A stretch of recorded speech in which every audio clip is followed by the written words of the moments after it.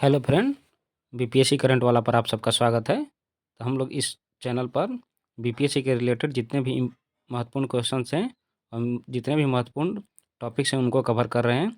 जिसमें हम लोग अब तक 3 चैप्टर को पढ़ चुके हैं, जिसमें महाजनपद, बुद्धिज़्म और जैनिज़्म, उसके साथ-साथ बिहार में कितने मौर्य वंश हैं उसके बारे में हम लोगों ने पढ़ लिया है। तो यदि आप लोगों ने उस वीडियो को नहीं देखा है तो जाकर आप यूट्यूब चैनल पर हमारे देख सकते हैं और चैनल को सब्सक्राइब कर लें और बेल आइकन को प्रेस कर लें, ताकि जब भी कोई नोटिफिकेशन आए तो आपको जल्द से जल्द प्राप्त हो।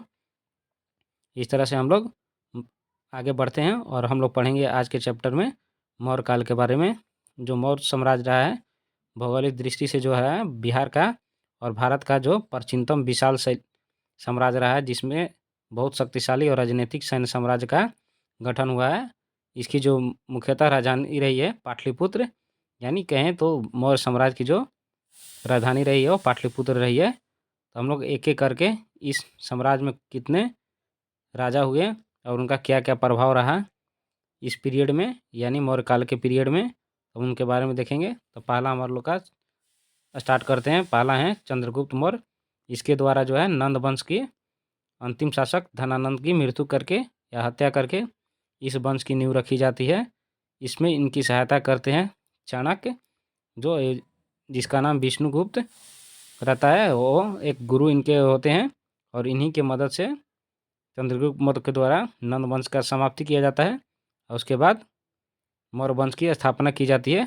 तो ये चंद्रगुप्त मौर्य जो हैं 322 ईस्वी पूर्व से 297 ईसा पूर्व तक शासन करते हैं और ये इसी वंश के संस्थापक रहते हैं। चाणक्य की सहायता से नंद वंश को समाप्त किया था। 305 ईस्वी में इसने यूनानी शासक जो सेल्यूकस निकेटर को हराया और उसके साथ संधि की थी। इसके बाद में इन्होंने चंद्रगुप्त मौर्य ने जैन धर्म को अपनाया और श्रवणबेलगोला में संलेखना विधि से अपना प्राण त्याग दिया था। ये जैन धर्म की एक ऐसी परंपरा है जिसमें जो है जैन धर्मावलंबी जो होते हैं उपवास करते हैं, जिसमें न उन्होंने खाना पीना न किसी तरह का अन्न ग्रहण करते हैं। इसके द्वारा अपने कठोर परिश्रम से अपने शरीर का त्याग करते हैं। तो इस तरह से चंद्रगुप्त मौर्य जो रहा उसका शासन 322 ईसा पूर्व से 297 ईसा पूर्व तक रहता है। नेक्स्ट है बिंदुसार। तो बिंदुसार की बात करें तो इसका जो शासन काल रहता है 297 ईसा पूर्व से 272 या 268 ईसा पूर्व तक, कहीं कहीं 268 और कहीं कहीं बुक में 272 ईसा पूर्व भी बताया गया है। यूनानी लेखक जो हैं इन्हें इसको अमित्रोचेटस, अमित्रघात या शत्रुओं का नाश करने वाला बताते हैं।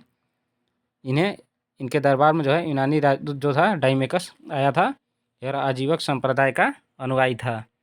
यह एक ऐसा संप्रदाय होता है जो किसी भी चीज़ में यानी गॉड में विश्वास नहीं करता है, या ये बोले तो ये नास्तिक धर्म का प्रचार करता है आजीवक संप्रदाय। उससे ये बिंदुसार संबंधित है। बिंदुसार के काल में ही सीरियाई राजा जो है एंटियोकस, इसका ये जो राजदूत रहता है डायमेकस, ये बिंदुसार के दरबार में आता है। इसके अलावा जो मिस्र के टोलोमी द्वितीय रहते हैं फिलाडेल्फस ने डायनोसियस के बिंदुसार के दरबार में भेजा था। इस तरह से देखें तो ये काफ़ी महत्वपूर्ण हो जाता है एग्जाम के दृष्टि से कि डायमेकस और फिलाडेल्फस किसके शासनकाल में डायनोसियस को बिंदुसार के दरबार में भेजा था। इस तरह से ही पूछ देता है कि बिंदुसार के दरबार में आने वाले कौन कौन से राजदूत रहे हैं। तो इसमें रहे हैं सीरियाई राजा के एंटियोकस के राजदूत डायमेकस और मिस्र के टोलेमी द्वितीय फिलाडेल्फस के राजदूत डायनोसियस। और इसके अलावा जो बात करें तो हम लोग थोड़ा सा बेसिक नहीं देखें मौर्य काल का। तो मौर्य काल में बात करें तो जब इस चीज़ की स्थापना चंद्रगुप्त मौर्य के द्वारा 321 से 298 ईसा पूर्व के बीच में जब राज की जाती है, तो ये जो है इसका जो वर्णन है चंद्रगुप्त मौर्य के शासनकाल का, ये मत्स्य पुराण, मुद्रा राक्षस, इसमें भी दिया गया है। इससे इन्हीं ग्रंथों में चंद्रगुप्त मौर्य को मूरा से उत्पन्न बताया गया है, जो नंदों के दरबार में जो एक शूद्र महिला होती थी उससे उत्पन्न या उससे जन्मे व्यक्ति का नाम चंद्रगुप्त मौर्य रहता है। मुद्रा राक्षस में इसे वृषाला के नाम से संदर्भित किया जाता है। बौद्ध परंपरा का अगर माने तो मौर्य क्षत्रिय वंश के से संबंध रखते हैं। नेक्स्ट है जो चंद्रगुप्त मौर्य रहता है 305 ईसा पूर्व से सेल्यूकस निकेटर को हराता है और उसके साथ संधि कर लेता है, जो हम लोग पहले भी पढ़ चुके हैं। मेगास्थनीज जो है इसकी एक पुस्तक आती है इंडिका, उसमें इसने मौर्यकालीन नगरीय प्रशासन का विस्तृत वर्णन किया है। मेगास्थनीज के अनुसार अगर बात करें तो मौर्य साम्राज्य में लगभग या चंद्रगुप्त मौर्य के शासनकाल में 6 लाख पैदल सेना, 30,000 घुड़सवार और 9,000 हाथी थे। इससे पता चलता है कि यह साम्राज्य कितना बड़ा और वैभवशाली रहा होगा। पाटलिपुत्र में अगर बात करें तो मौर्य प्रशासन में 30 सदस्यों की एक परिषद होती थी। उसी के अधीन मौर्य प्रशासन चलता था, जो 6 समितियों में विभाजित हो जाती थी। यानी 30 सदस्यों का एक परिषद होता था जिसमें 6-6 समितियां होती थी और उसमें हर एक समिति में 5 सदस्य होते थे। इस काल के दौरान पाटलिपुत्र को पालिपुरोथा कहा गया है। इस तरह से देखें तो जैन स्रोतों में देखें कहाँ पर इसका वर्णन मिलता है मौर्य साम्राज्य का। ये परिशिष्ट पर्वन नाम का एक पुस्तक आती है, उसमें जैन ग्रंथ में मौर्य शासन का जिक्र किया गया है। चंद्रगुप्त मौर्य ने अपने जीवन काल के जो अंतिम समय बिताते हैं और अपने बाद में उसके बाद अपने पुत्र बिंदुसार के लिए राजगद्दी छोड़कर ये श्रवणबेलगोला में संलेखना के द्वारा अपना जीवन त्याग देते हैं। नेक्स्ट है हमारा, हम लोगों ने 2 राजाओं के बारे में अब तक पढ़ा, चंद्रगुप्त मौर्य और बिंदुसार के बारे में और मौर्य प्रशासन के बारे में। नेक्स्ट है हमारा और इसका महान प्रतापी राजा जो है अशोक। तो अशोक का बात करें तो ये 268 ईस्वी पूर्व से 232 ईसा पूर्व तक शासन करता है और इसने अपने पिता बिंदुसार से गद्दी को संभाला था। अशोक को दीपवंश और महावंश में मौर्य राजा के बनने के लिए बताया गया है कि इसने 90 भाइयों को मार डाला था, केवल एक भाई को छोड़ा था जिसका नाम वीताशोक था या 30 से उसको बुलाया जाता था। ये दीपवंश से और महावंश के अनुसार ये श्रुतियाँ आज भी प्रचलित हैं कि अशोक ने अपने 99 भाइयों को मार डाला था। नेक्स्ट है अशोक का जो दक्षिण साम्राज्य था, ये चोल पांड्य सीमा तक जाता था, उत्तर में कश्मीर तक, और इसके उत्तर पूर्व में बात करें तो नेपाल तक इसका साम्राज्य फैला हुआ था। तो अशोक एक बृहद बड़े साम्राज्य का राजा बन बैठा था और इसके अधीन ये सारे जितने भी भारतीय उपमहाद्वीप हैं इसके अंतर्गत आते थे। इस तरह के देखें साम्राज्य को तो इतिहास में बहुत कम ही साम्राज्य मिलते हैं जो इतने बड़े क्षेत्र पर जिसका शासन रहा हो। इसने 261 ईसा पूर्व में कलिंग की युद्ध लड़ी थी, जो काफ़ी एक महत्वपूर्ण युद्ध होता है, जिसका जो वर्णन है इसके शिलालेखों जो होती हैं 13वें शिलालेख में वर्णन किया गया है। इसको हम लोग आगे देखेंगे डिटेल्स में। इसके बाद कलिंग के बाद ही यह वहाँ के दृश्यों को देखकर इसके हृदय में काफ़ी घात पहुँचता है और ये अपना जो है बौद्ध धर्म को अपना लेता है। इसका जो विशेष उल्लेख है इस विनाशकारी युद्ध का भी, ये हाथी गुफा अभिलेख में उड़ीसा में जो है वहाँ पर इसको मेंशन किया गया है। इसके बाद में जो है इस विनाशकारी युद्ध को देखकर ही इसका धर्म हृदय पर सिंच जाता है। उसके बाद में यह बौद्ध धर्म को अपना लेता है, क्योंकि उस समय जो था सबसे प्रभावशाली और यूँ बोलें तो लोगों में प्रिय जो धर्म था ये बौद्ध धर्म ही था। अब इसको बोलें तो बौद्ध को यानी अशोक को बौद्ध भिक्षु उपगुप्त के प्रभाव में इसने बौद्ध धर्म को अपना लिया था और धामाशोक के नाम से इसको जाना जाने लगा था। इसके अन्य शिलालेखों में बात करें, इसको देवनाम प्रिय और प्रियदर्शी के रूप में भी जाना गया है। यदि आप लोग इसको अच्छे से सुन पाते हैं या वीडियो को देख पाते हैं तो आप लोग को काफ़ी ये जो टॉपिक्स हैं क्लियर हो जाएंगे। चलिए देर न करते हैं, आगे देखते हैं। भवरू शिलालेख में जो है इसके मगध के राजा के रूप में वर्णित किया गया है। अशोक जो है इसी के शासनकाल में जो तीसरी बौद्ध संगीति होती है मोगलीपुत्र की अध्यक्षता में पाटलिपुत्र में, तो 250 ईसा पूर्व में ये तीसरी बौद्ध संगीति हमको देखने को मिलती है। इसके साथ जो बौद्ध धर्म का प्रचार है ये अपने पुत्रों के माध्यम से श्रीलंका में करता है, जिसको वहाँ पर बौद्ध धर्म प्रचार के लिए अपनी पुत्री संघमित्रा को भी पुत्र महेंद्र के साथ भेजता है। इसके अलावा जो है ये बौद्ध धर्म का प्रचार दक्षिण पूर्व एशिया में करता है, पश्चिमी एशिया में करता है, भूमध्य सागरीय यूरोप तक इसको प्रचार करता है। यानी अशोक बौद्ध धर्म का प्रचार में सबसे आगे अग्रणी मिलता है। बौद्ध धर्म की अगर बात करें तो ये इसका प्रभाव जो है दक्षिण पूर्व एशिया में आज भी देखने को मिलता है। अशोक की मृत्यु जो होती है उसके बाद में मौर्य साम्राज्य का पतन चालू हो जाता है और इस तरह से मौर्य वंश का लगभग सबसे जो प्रतापी राजा है ये अशोक बनकर उभरता है और इसके बाद ये वंश का समाप्ति हो जाती है। अशोक से रिलेटेड बात करें तो 84,000 स्तूप इसने बनवाए थे। इसमें मैक्सिमम जो है शिलालेख थे और इसने स्तंभों पर लिखवाने की जो परंपरा है वो ईरानी सभ्यता से एडॉप्ट किया था। अशोक के जो 3 शिलालेख हैं स्तंभ लेख वो बिहार में मौजूद है। वो पहला है लौरिया अरेराज जिसको हम लोग पढ़ते हैं कि पूर्वी चंपारण जिला में स्थित है, और लौरिया नंदनगढ़ और रामपुरवा स्तंभ अभिलेख जो है ये पश्चिमी चंपारण में देखने को मिलता है। तो अब हम लोग मौर्य प्रशासन के बारे में पढ़ते हैं। तो प्रशासनिक स्तर पर बात करें तो केंद्रीय प्रशासन इसका रहा था, राजा या सम्राट जो होता था इसके अधीन मंत्रिपरिषद जो सलाहकार की भूमिका निभाते थे। कौटिल्य के सप्तांग सिद्धांत जो है उसके अनुसार केंद्रीय प्रशासन का वर्णन किया जाता है, जिसमें लगभग 7 हिस्सों में इसको बांटा गया है, जिसमें राजा, अमात्य, जनपद, दुर्ग, कोष, सेना, अमित्र बताया गया है।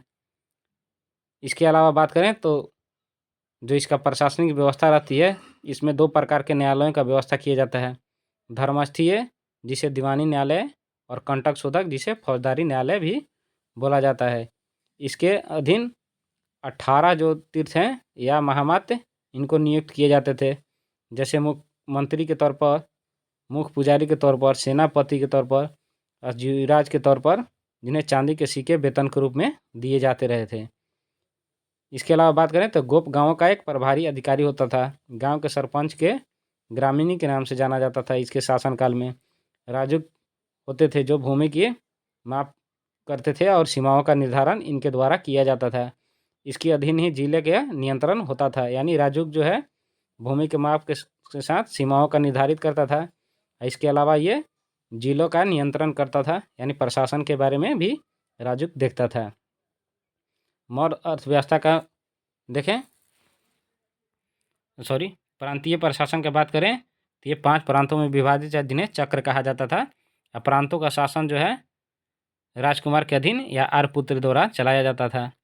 प्रांत और इसकी राजधानी की बात करें तो इसका जो संबंध है उत्तरापक्त, तक्षशिला जहाँ पे हमारा विश्वविद्यालय अवस्थित था उस समय, अवंती, उज्जैनी, कलिंग, तोसाली, दक्षिणापथ जिसे स्वर्णगिरी भी बोलते हैं, प्राची या मध्य देश जिसे पाटलिपुत्र आज के डेट में बोलते हैं, इसकी राजधानियाँ रही हैं।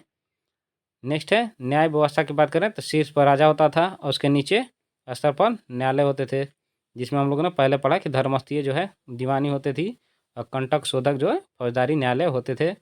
राजस्व प्रशासन की बात की जाए तो मुख्य अधिकारी समाहर्ता कहलाता था जो राजस्व को एकत्र करने वाला होता था, और सन्निधाता एक होता था जो राजकोष का मुख्य संरक्षक होता था। ये काफ़ी कन्फ्यूजिंग हो जाता है बहुत से लड़कों को कि समाहर्ता और सन्निधाता में क्या डिफरेंस है। तो समाहर्ता जो है राजस्व एकत्र करने वाला होता है और सन्निधाता जो होता है राजकोष का मुख्य संरक्षक होता है।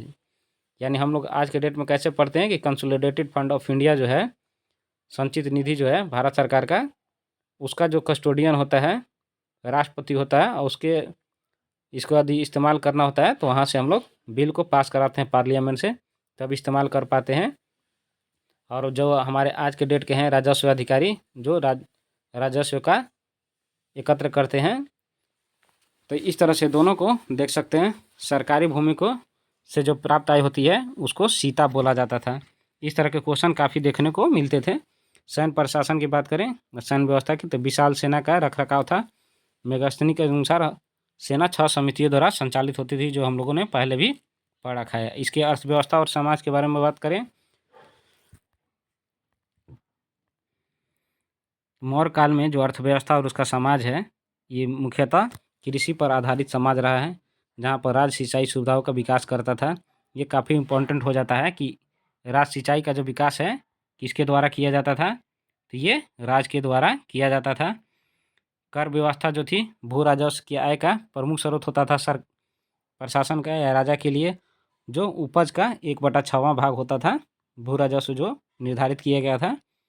आयकर की प्रवेश और निर्यात को निष्क्राम्य कहा जाता था, यानी जब किसी वस्तु को विदेशों से आयात किया जाता था उस पर प्रवेश और निर्यात जब इंडिया से बाहर किया जाता था तो निष्क्राम्य कहा जाता था। कर की चोरी के दंड पर मृत्यु दंड का प्रावधान किया गया था। ये काफ़ी कठोर सज़ा थी कि कोई भी व्यक्ति कर चोरी न कर पाए। नेक्स्ट अगर व्यापार की बात की जाए तो आंतरिक और व्यापार दोनों फला फूला था।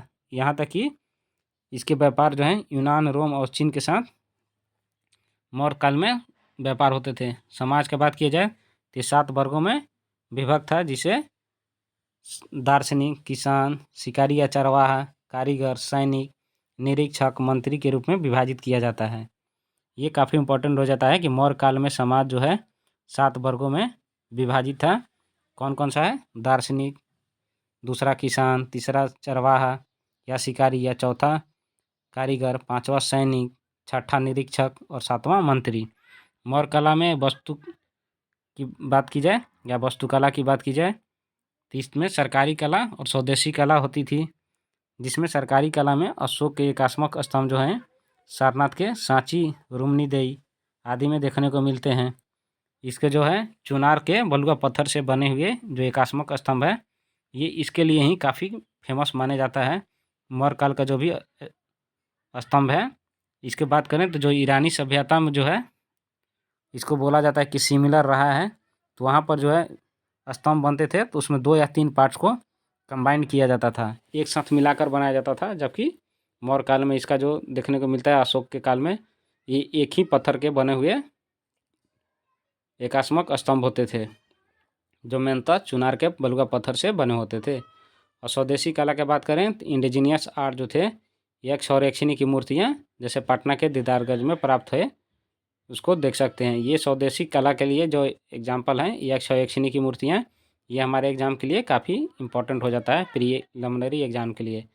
गुफाओं की बात की जाए तो अशोक और दशरथ ने आजीविकों के लिए बराबर की और नागार्जुन पहाड़ियों में गुफाओं का निर्माण करवाया था।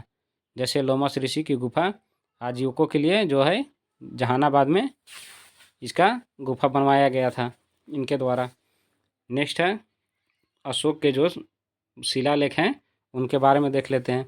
तो शिलालेख की बात करें तो ये 3 तरह के शिलालेखों में विभाजित हैं, जिन पर लिपि जो है मैक्सिमम पर ब्राह्मी लिपि में लिखी हुई है।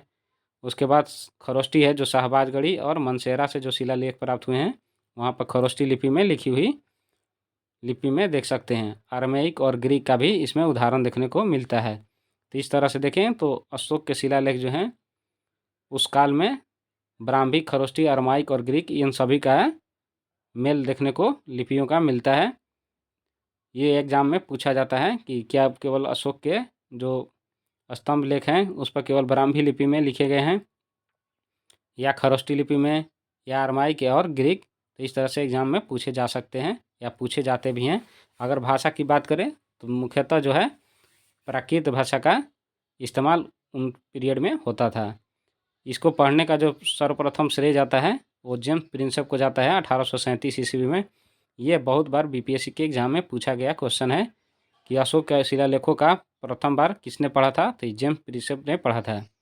नाम का इसका उल्लेख की बात करें तो अशोक के नामों का उल्लेख जो पहली बार है और कौन कौन सा शिलालेखों पर हुआ है, तो ये मास्की गुर्जरा का शिलालेख, नेतुर का, उद्गोलम का जैसे लघु शिलालेखों में अशोक नाम को स्पष्टतः वर्णित किया गया है।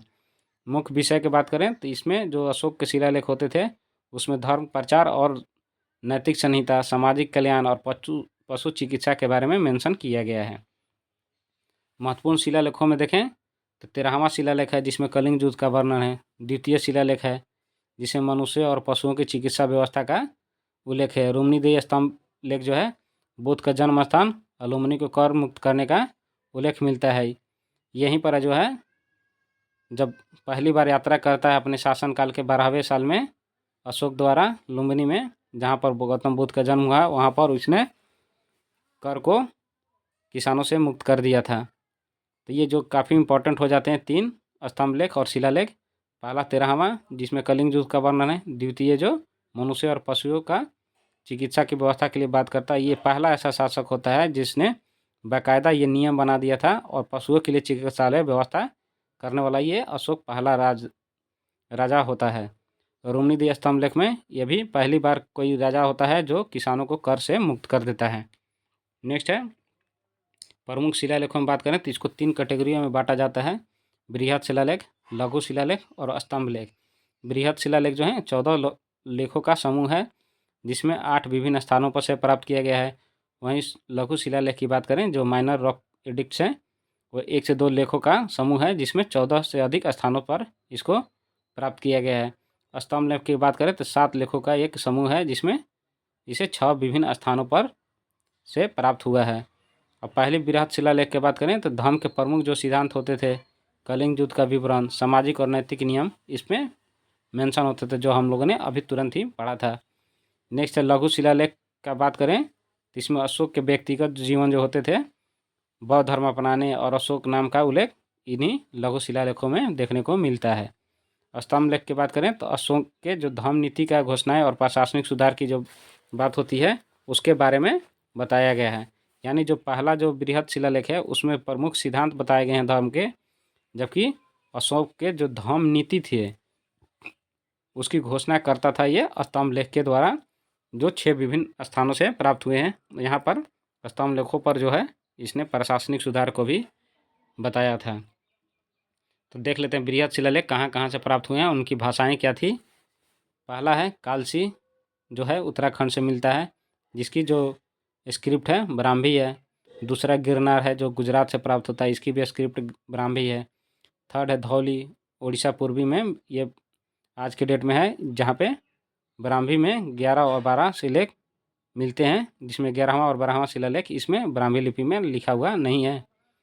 नेक्स्ट है 4 नंबर जौगढ़, जो उड़ीसा का ही पश्चिमी क्षेत्र में है, ये ब्राह्मी लिपि में ही लिखा हुआ है। यहाँ के जो 11वां और 12वां शिलालेख है वो नहीं मिला है। नेक्स्ट है एरागुड़ी, आंध्र प्रदेश में। ये क्वेश्चन एक बार यूपीएससी के प्रीलिम्स एग्जाम में भी पूछा जा चुका है, कालसी और एरागुड़ी के बारे में। सोपारा महाराष्ट्र में मिलता है, ये भी ब्राह्मी लिपि में है। शहबाजगढ़ी और मनसेहरा जो है पाकिस्तान से प्राप्त होते हैं, और ये खरोष्टी लिपि में लिखे हुए हैं। यानी अशोक के शासनकाल के जो भी पश्चिमी सीमा रहे हैं, वहाँ पर खरोष्टी लिपि का जो है प्रभाव देखने को मिलता है। शिलालेखों की विषय वस्तु की बात करें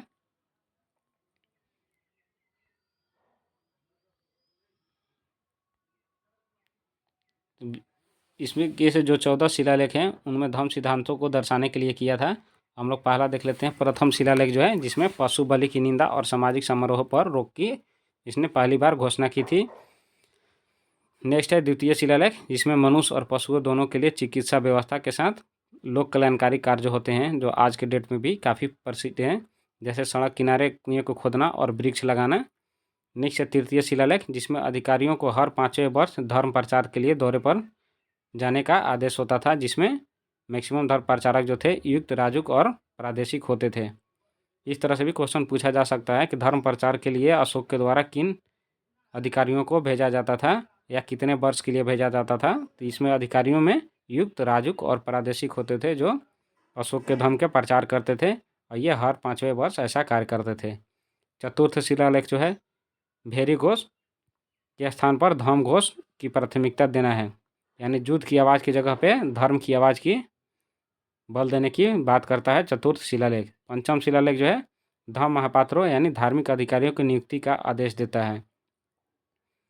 नेक्स्ट है षष्ठ शिलालेख, जिसमें आत्मनियंत्रण की शिक्षा और राजा के लिए किसी भी समय प्रजा की समस्या सुनना अनिवार्य कर दिया गया है। नेक्स्ट है सप्तम शिलालेख, जिसमें सभी धर्मों के प्रति सहिष्णुता का बात किया जाता है। ये काफ़ी इंपॉर्टेंट हो जाता है कि अशोक के किस शिलालेख में धार्मिक सहिष्णुता की बात की गई है, तो ये सप्तम शिलालेख है। नेक्स्ट है अष्टम शिलालेख, जिसमें अशोक के धर्म यात्राओं का वर्णन मिलता है, जैसे बोधगया की यात्रा है, लुम्बिनी की यात्रा। वैसे नेक्स्ट है नौवां शिलालेख, सच्चे शिष्टाचार और समारोह का महत्व को वो दर्शाता है। नेक्स्ट है दसम शिलालेख, इसको नवम शिलालेख को प्रथम जो है उससे कंफ्यूज नहीं करना है। वो समारोह का जो वैवाहिक समारोह जो होते हैं उन पर प्रतिबंध लगाने की बात करता है, जबकि नौवें शिलालेख में जो है शिष्टाचार वाले जो भेंट होते हैं, जहाँ पर राजा महाराजा मिलते हैं, उनके समारोह का ये महत्व देता है। नेक्स्ट है 10वां शिलालेख, राजा और उच्च अधिकारियों की हमेशा प्रजा के हित में सोचने का आदेश देता है। यानी राजा जो पहले क्रूर हुआ करते थे अपने जनता के प्रति, उससे इनको दूर रहने की बात करता है। नेक्स्ट 11वां शिलालेख जो है धर्म दान का सबसे सर्वश्रेष्ठ दान बताता है।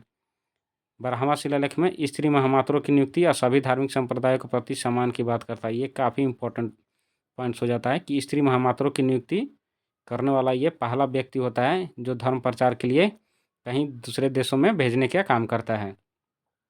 13वां शिलालेख जो है कलिंग युद्ध के नरसंहार का विस्तृत वर्णन करता है, जिसके बाद इसका हृदय परिवर्तन होता है और ये बौद्ध धर्म में परिवर्तित हो जाता है। ये इसका सबसे बड़ा शिलालेख है और सबसे महत्वपूर्ण शिलालेख है।